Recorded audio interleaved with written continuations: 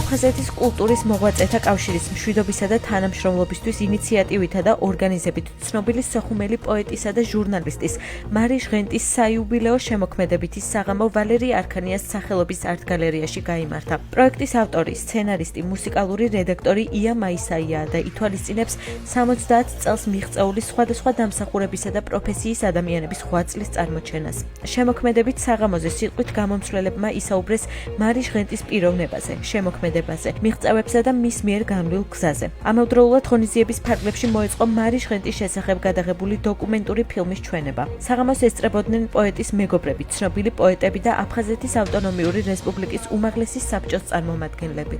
მარი ჟღენტი იყო სოხუმის მშვენება. ის როგორც ფიზიკურად, ისე თავისი შემოქმედებით ამშვენებდა ჩვენს ქალაქს. მარი იყო ჟურნალისტი, ჩვენ ასე გავიცანით ქალბატონი მარი როგორც ჟურნალისტი და მას განსაკუთრებით ძალიან დიდი წვლილი მიუძღვის ეროვნული მოძრაობის წინაშე. ჩვენ დღეს ხედავდით რა შეფასება მიეცა მის პოეტურ შემოქმედებას.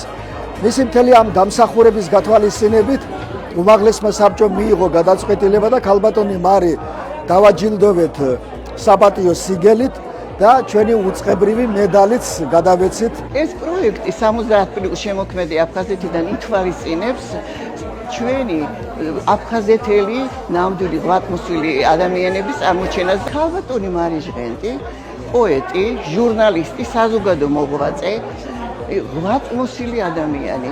ის არის საერთაშორისო ასოციაციის საბჭოს წევრი, როგორც საზოგადო მოღვაწე, ის იყო შესული იმ ორ ტომეულში, სადაც იყვნენ 100 წარმატებული ქალბატონები. მარი ჟღენტმა თავისი ცხოვრება მიუძღვნა ჟურნალისტიკას და ადამიანის უფლებების დაცვის საქმეს. დღევანდელი საღამოც იმისი ნიშანია, თუ როგორი სითბო, როგორი ემოციური საღამო იყო, როგორი პატივისცემა იყო მისდამით. არც ერთი მწერალი კითხველის და მსმენელის გარეშე არაფერი არ არის.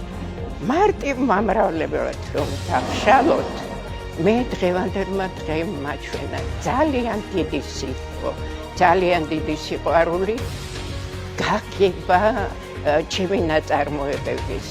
მე თვითონ მთელი ცხოვრება რაც წერე, მაქვს ერთი გაუმხელელი შიში, რომ არ დავრჩე გაუგებელი. დღეს ბედნიერი ვარ იმით, რომ კითხველმა სწორად და ზუსტად გაიგო ის, რისი თქმაც მინდოდა.